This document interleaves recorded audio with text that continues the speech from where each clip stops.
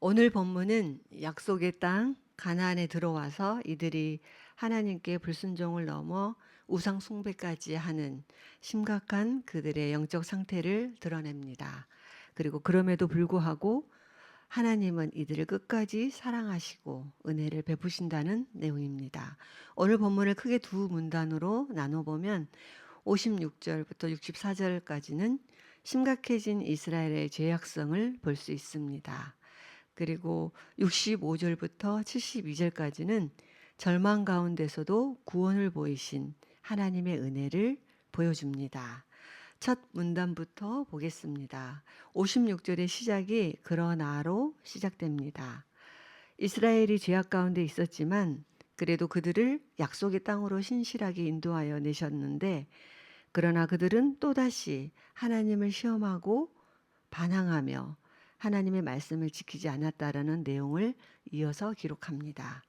하나님은 이스라엘에게 가나안 땅을 나누어 주시고 율법을 지키며 살라고 하셨습니다. 그러나 여호수아가 죽은 후 이스라엘에게는 영적 암흑기, 사사시대가 찾아옵니다. 시인은 그때 이스라엘의 상태가 얼마나 심각했는지를 56절부터 58절에서 말해주고 있습니다. 56절에서는 하나님을 시험에 거역했고 그 계명을 지키지 않았다고 했습니다. 57절에서는 등을 돌리고 성실하지 못했으며 속이는 활처럼 빗나갔다라고 기록됩니다.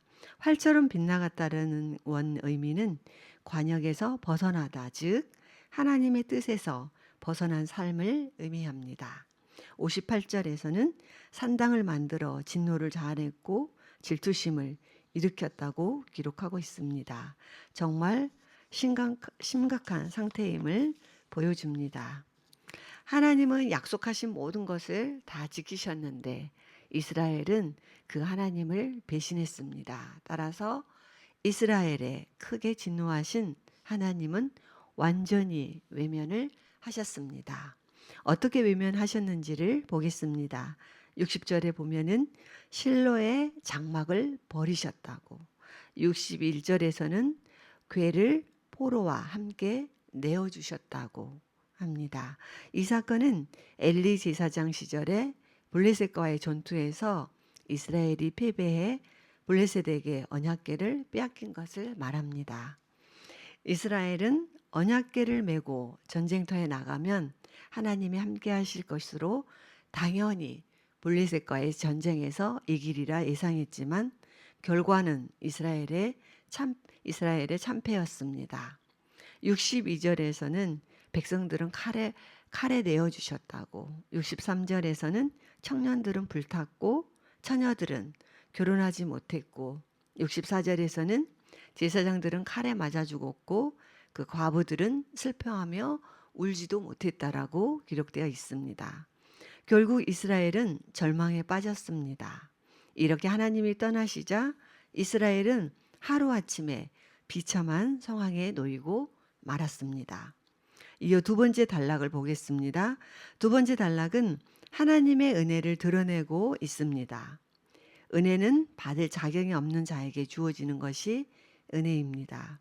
하나님은 이스라엘 백성들을 끝까지 사랑하셔서 이스라엘 백성들이 하나님을 배신했음에도 불구하고 블레셋에서 다시 구해 주셨습니다. 시인 아삽은 모든 소망이 끊어진 것 같은 상황에서 하나님이 일어나사 이스라엘을 구원하셨다라고 노래합니다. 우리 함께 65절에서 66절까지 한번 읽어볼까요? 시작. 그때 여호와께서 잠에서 깨어나신 것 같이 포도주를 마시고 외치는 용사같이 그 적들의 뒤를 쫓아가 치셨고 영원히 수치를 당하게 하셨다. 네. 이어지는 67절에서 69절까지는 하나님은 요셉의 아들 지파인 북쪽의 크고 유능한 에브라임 지파가 아닌 유다 지파를 선택하셨다라고 합니다. 70절에서 72절까지는 작은 자, 양이나 돌보던 다윗을 선택하셨다라고 기록합니다. 맞습니다. 하나님께서는 배신한 이스라엘 백성들에게 은혜를 베푸셨습니다. 12지파 중 장자 지파를 할 수 있는 에브라임을 버리고 유다를 택하셨으며 이스라엘 땅의 중앙 지역인 에브라임 땅이 아니라 남쪽으로 치우쳐 있는 유다 땅 시온산을 이스라엘의 수도로 정하셨습니다. 그리고 목동 출신 다윗을 왕으로 세우시고 목자가 양을 치듯 이스라엘을 기르게 하셨습니다. 블레셋에게 언약궤를 빼앗겨 사기가 크게 꺾였던 이스라엘이 언약궤를 되찾고 블레셋을 굴복시키며 주변 지역까지 다스리게 되었습니다. 이처럼 하나님께서는 당신의 자녀가 바른 길로 가려 하지 않을 때 그들을 무너지게 하시고 절망을 경험하게 하십니다. 또한 그들이 죄로 인한 징계 가운데 탄식하며 있을 때에도 결코 버리지 않으시고 그 과정을 통해 깨닫게 하시고 하나님을 더욱 깊이 만나 새로운 도약을 시도하게 하십니다. 이 모든 과정들은 사랑하시기 때문에 베풀어 주신 하나님의 은혜입니다. 오늘 본문을 통해서 우리에게 주신 메시지는 바로 은혜입니다. 어떤 은혜인가요? 우리를 선택해 주신 은혜입니다. 이스라엘 백성들은 하나님을 배신한 자들로서 긍휼하심을 받은 자들입니다. 이스라엘 12지파 가운데 크고 유능한 에브라임 지파가 아닌 유다 지파를 택하셨고 수많은 산 가운데 에브라임 땅이 아닌 남쪽으로 치우쳐 있는 유다 땅 시온산을 택하셨고 수많은 사람 중에 목동인 다윗을 택하셨습니다.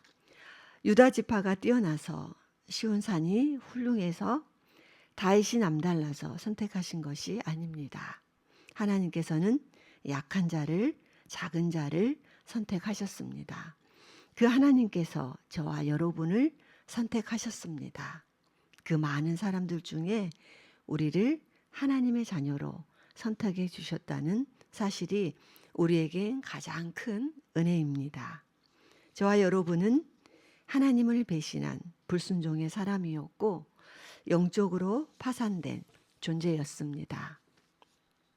그런데 하나님의 죽으심으로 자유롭게 된 은혜를 받은 자들입니다.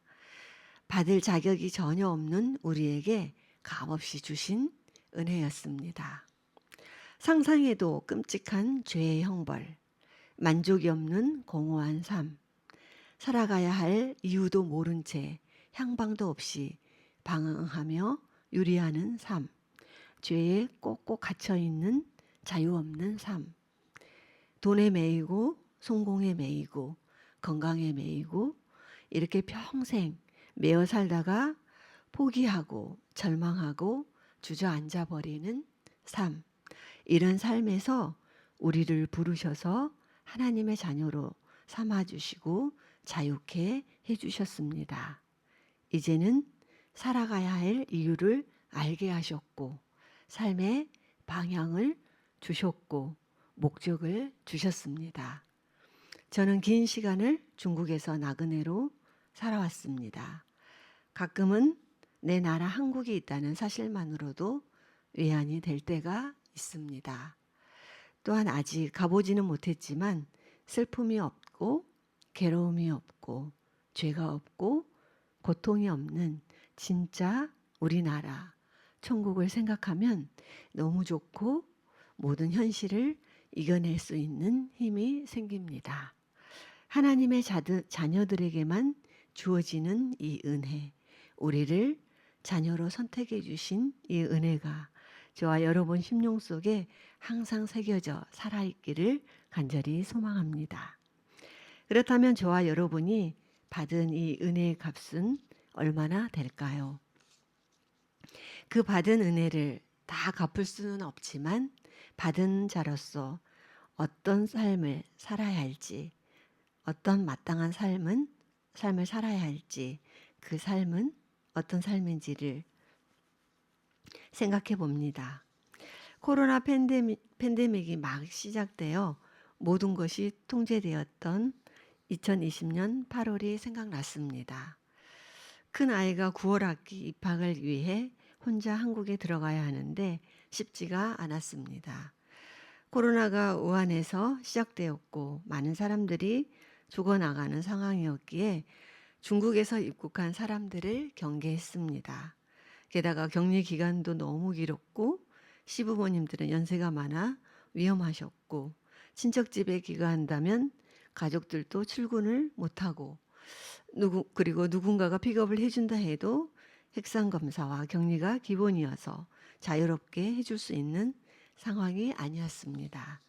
그런데 그때 한국에 체류 중이던 모 목사 집사님과 다른 일도 통화를 하면서 우연히 상황을 나누게 되었는데 그분이 망설이지 않고 픽업을 해주시겠다고 했습니다. 저는 그때 너무 큰 감동을 받았습니다. 친척도 아닌데 어쩌면 본인 생명의 위험과 번거로움을 느낄만 한 상황인데도 망설임 없이 해주시겠다고 그러실까. 당시 아이는 다른 도움의 손길을 통해 격리시설까지 보내지긴 했지만 지금도 그 감동과 고마움은 잊지 못하고 있습니다. 우리는 누군가에게 크든 작든 도움을 받으면 그 일을 기억하며 감사하는 마음을 간직하게 됩니다. 그리고 혹시나 그 사람을 위해 무엇인가 도움을 줄 기회가 있으면 마땅히 도와드리게 될 것입니다. 이와 마찬가지로 저와 여러분이 하나님께 받은 은혜의 흔적이 있다면 늘 감사의 마음이 있고 하나님께서 원하시는 일이라면 무엇이라도 참여하고자 하는 마음이 반드시 있을 것입니다. 그러나 만약 하나님에게 관심이 없다면 또한 하나님께서 하시는 일에 관심이 없다면 또한 하나님께서 주신 삶의 방향과 목적에 관심이 없다면 받은 은혜의 값을 점검해 보는 것도 좋은 기회가 될 것입니다. 저와 여러분이 갚을 수도 없고 헤아릴 수도 없는 은혜 앞에서 오직 하나님께 감사하며 순종하며 충성되이 살아가기를 간절히 소망합니다. 우리 이 시간 함께 기도하시겠습니다.